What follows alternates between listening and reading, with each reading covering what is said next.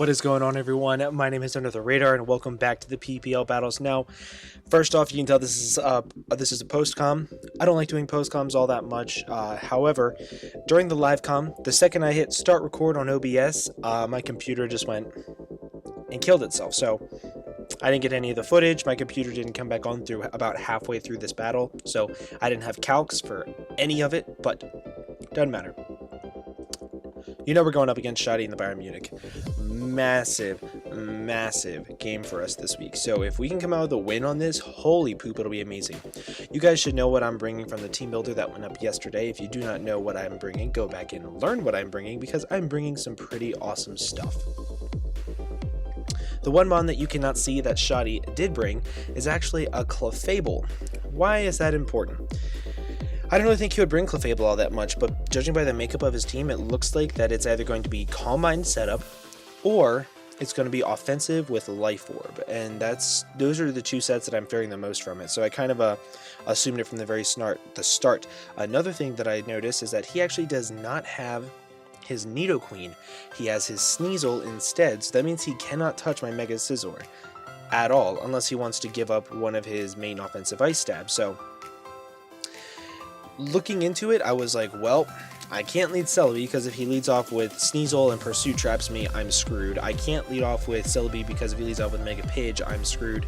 And I can't lead off with Celebi because if he leads off with Latias, I don't want to have to U-turn on that and take a massive hit. Or if he's set up, I don't want to give him a free setup. So, big threat right from the very start. So I had a very tough time picking a lead, but I knew that if I couldn't lead Celebi, my best lead would be Tornadus. I can U-turn out on everything, I outspeed everything, aside from speed tying with Mega Pidge and Scarfers, so I can U-turn out on everything, I can threaten out some stuff, and I can get some really good damage on Rotom-Mow, because that's his only really good switch-in. I just realized that my face cam looks a little dumb in the corner, so I'm going to adjust that real quick. Oh, yep, you're seeing live editing. Shout out to me, I'm so good at YouTube. Anyway, because of all of this, I decided to lead off with Torn T. Let's just go ahead and hop right into the game. Alright, so as you're going to see, he leads off with Moonshine, which is the Clefable Screw You phone for making noises, and I lead off with my Tornadus Therian. I get a free U-turn off. I don't have Sludge Wave, I don't want to risk missing a Hurricane against this thing, and judging by that, he's not physically defensive. Believe it or not, I knew it right then and there. He's not physically defensive, therefore he's either Spadef or he's offensive. So right here, I go into my Politoed because it's my most expendable thing. I don't want anything to switch into this thing if he goes for like Fire Blast or Life Orb or anything like that. So he went for Ice Beam, really good switch for me because my Politoed can drink it up like it's absolutely nothing. So right here, I go for the Scald, I get some good damage because it was a crit. He goes for the Moonblast, and in the rain, Scald just does a lot, and he gets some good damage off on me because it was a crit. So 2 crits right in a row, kind of sort of sucks. However, that does put him in range of the next Scald, and that is the massive threat that is called Clefable down. From Cosmic Power to Calm Mind, I was terrified that that thing was going to set up on me. So right here, hold on, let me go into something. So I had a very tough time with this decision too.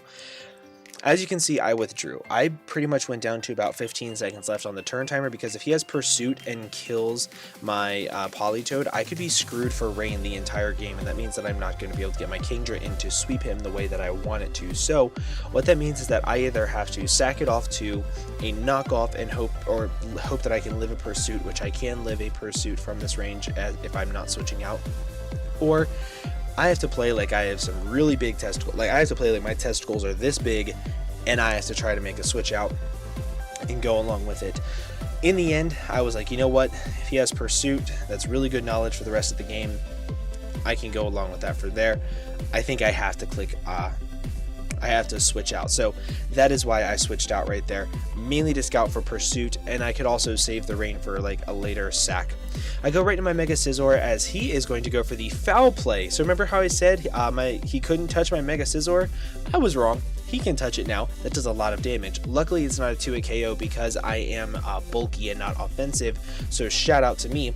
So what I'm going to do right here is I'm just going to Mega Evolve, and I wanted to click U-turn really badly to try to gain some initiative, but I lose nothing from clicking Bullet Punch. I lose actually nothing from clicking Bullet Punch. So I go for the Bullet Punch, and it does actually 9 damage to the Rotom Wash, which is quite literally 0.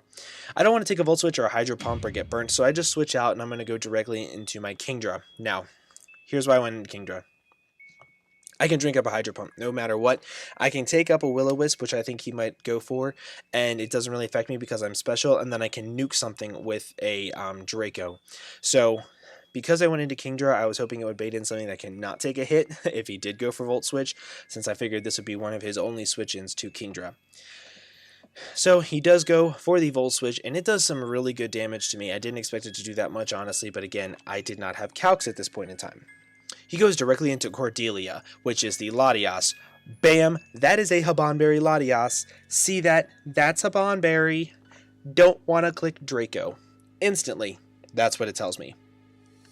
I know that Schady loves his berries, so I switch the heck on out and I go directly into my Celebi because I can drink up hits. This is a perfect opportunity for me to set up my rocks, but he withdraws as well and goes into his Overwash, which is the Rotom. Now, here, I could have clicked Giga Drain. Rocks are most important in this game. He has a Lucario, which could be Focus Sash. He has a Sneasel, which is weak to them. He also has a Mega Pidge, which is weak to them. So I need my rocks up right now. He can go for anything he wants. Signal Beam, I live it no matter what. I can go for my Stealth Rocks and get up my free rocks right here. He's going to withdraw, go into his Halsey, the Mega Pidgeot, well, the Pidgeot so far, and I set up my Stealth Rocks, and that's huge for the entire game. And right here, the rain stops. He is actually, I switch out. If you noticed, he does not Mega Evolve this turn. He just goes for a Hurricane and hits. He forgot his Mega Stone. He has Soothe Bell. So, that's either terrible for him. Oh, well, that is terrible for him. He's not going to have the power or speed of Mega Pidge. However, it actually comes back to bite me in the butt and hurts me more than it hurts him, and I'll go into that in a little bit. But notice he does not Mega Evolve, and he has to click Hurricane. And as you're going to see, he's going to do a decent amount of damage to my Tornadus, but not a 2-hit KO, barely even a 3-hit KO. That's why it matters. If he had Mega Evolved, I can guarantee live 2 Hurricanes no matter what. I can 2-hit KO him with my Hurricane, but I miss because he doesn't have no guard. Him not Mega Evolving hurt me more than it hurt him. Anyway, he's going to go for the Hurricane and hit a second one because why not? It's like this Pidgeot has no guard.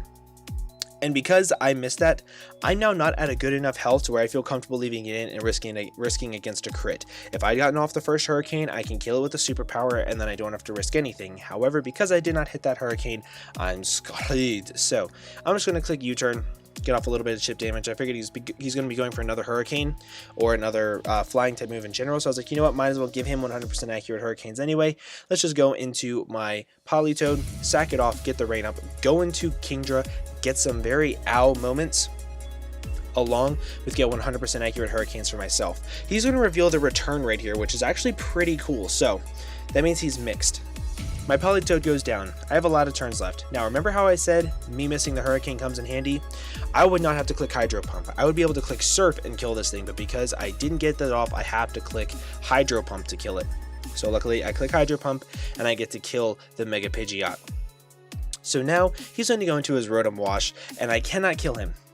I repeat, I cannot kill him with this Draco Meteor, but I need damage. I need damage off on this thing to ensure that because I know he's physically defensive from the Bullet Punch damage, I need to make sure I have him weakened for my Nidoking, because right now, Nidoking is looking like my best way to sweep him late game.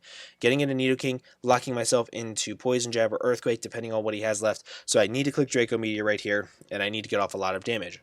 So, because Kingdra is an absolute lord, he does in fact hit the Draco Meteor, and what you're going to see is that Kingdra gets a massive crit, 110% unnecessary crit. Well, it was necessary, but it was unnecessary for the moment because I didn't want to crit him, if that makes sense. So, right here, he's going to go into his Latias. I wanted to break this thing's Habanberry. This Draco Meteor does 44% minimum. That is huge damage.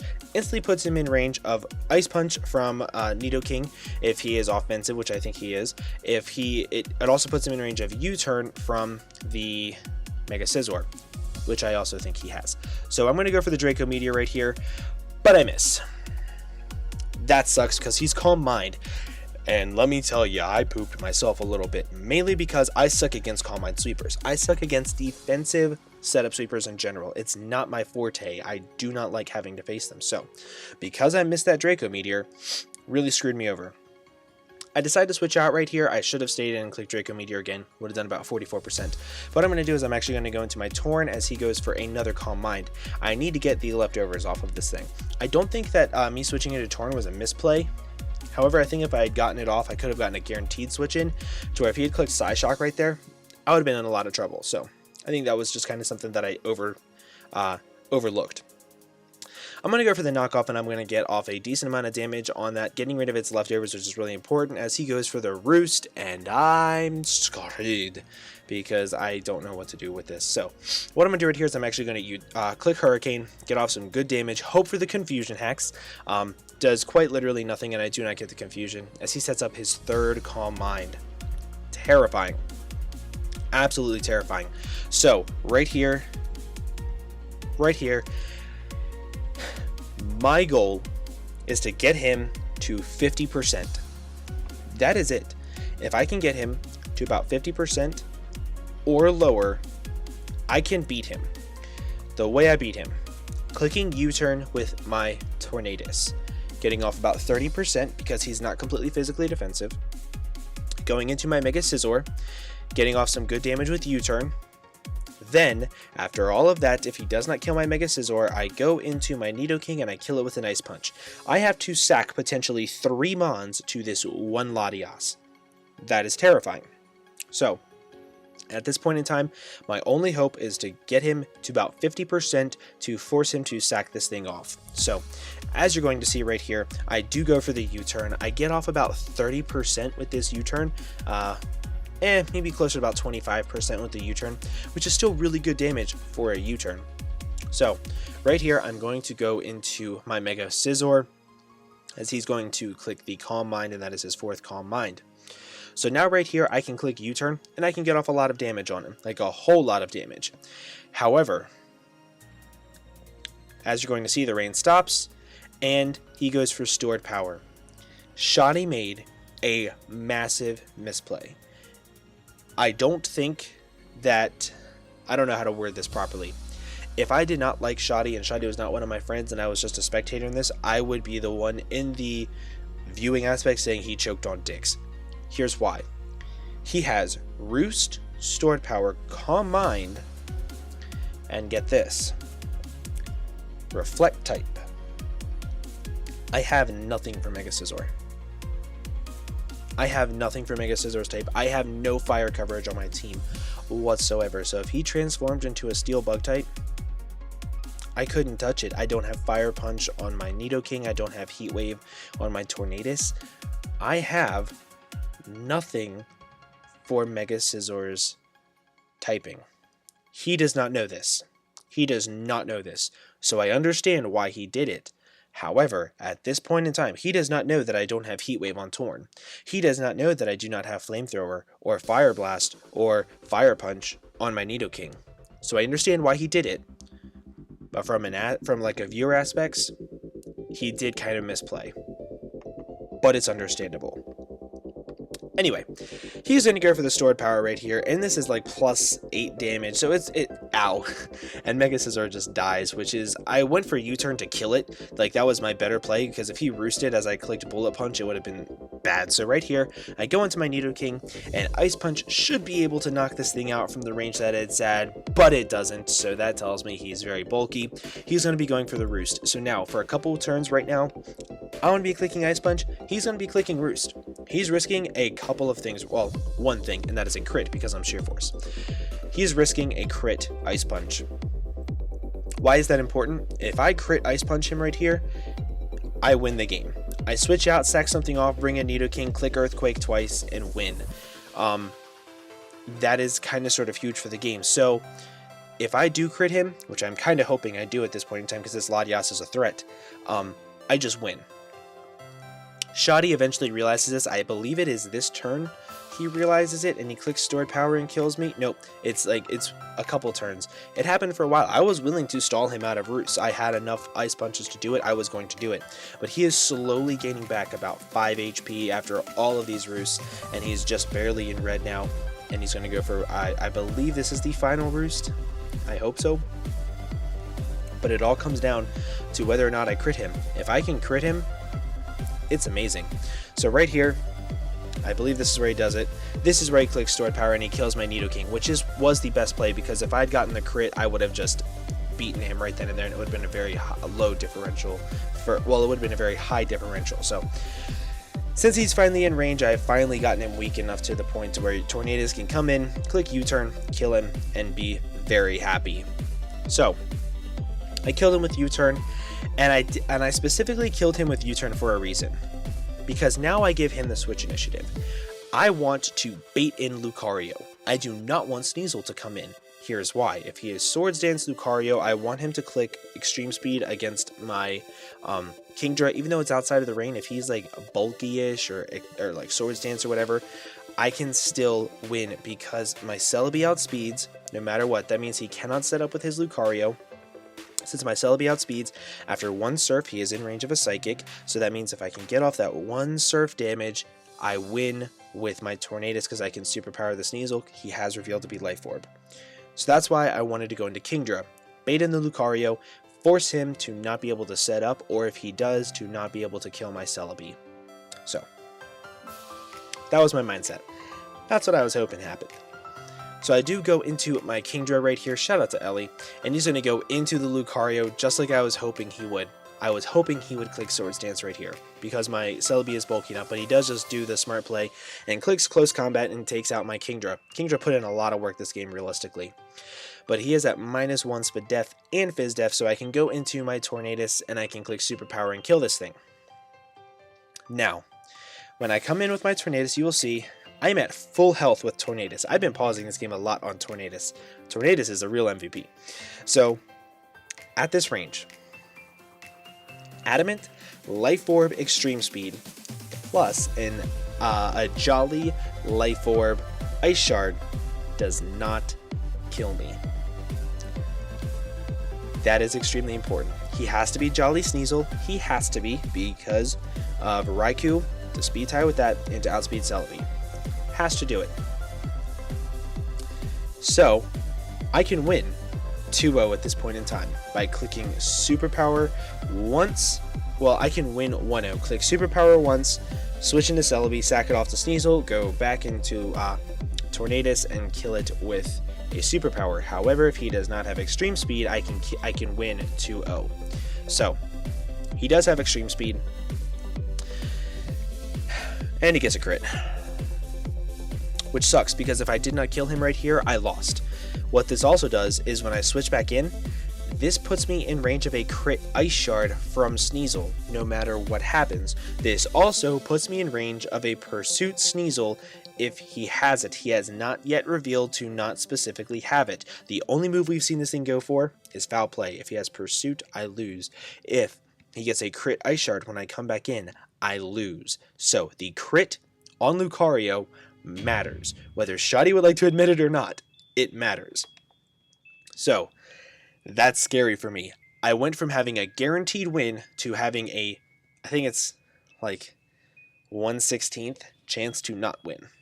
So, I have to play ballsy. My only chance of winning is to go into my Celebi right here. Hope he doesn't have Pursuit. He does not have Pursuit. His moves were Ice Shard, Ice Skull Crash, Knockoff, and Foul Play, which is awesome for me. So, goes for the Ice Shard, is not able to 2-hit KO Celebi because Celebi is awesome like that. He goes for the knockoff, this will be able to kill my Celebi, but at this point in time, it all comes down to whether or not he can crit my my Tornadus. That's all that it comes down to. If he crits my Tornadus right here, I lose 100% with Ice Shard. He goes for the Ice Shard, and he does not crit me, which means I get the superpower off, and I do win 1-0 against Schady and the Bayern. Munich.